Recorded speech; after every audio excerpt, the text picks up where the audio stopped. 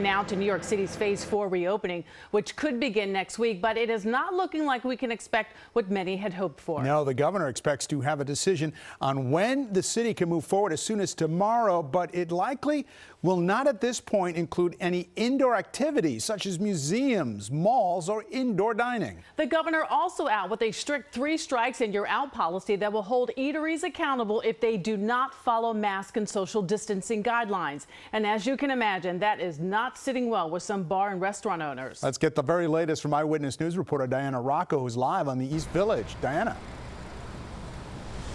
And David and Liz, the governor had some stern words for those bar and restaurant owners earlier today. He said if you are not serving food, then you cannot serve alcohol. It is an attempt to cut down on some of the block parties we've been seeing popping up in neighborhoods like this one here in the East Village, especially over the weekend. Meanwhile, it now looks like it may be quite some time before we see any kind of indoor activity resume. Not so fast, the governor saying today to bars and restaurants not complying with social distancing guidelines. You will be shut down. 3 violations and you're closed. We were not opening outdoor bars.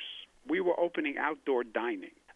We never said we're opening block party bars. Bars not serving food must remain closed. Restaurants can only serve drinks to those ordering food from a table. No longer are they allowed to serve drinks from a window, which is what some fear has led to pop-up block parties in the East Village, Hell's Kitchen, and outside the Stonewall on Pride weekend. Now with Phase 4 possibly days away, indoor dining and other activities will also have to wait. That includes movie theaters and museums. We really want to get this right in light of what we're seeing around the country. And I want to emphasize, this is the X factor now. To see so many other states going in the wrong direction is causing us a lot of care in how we approach this decision.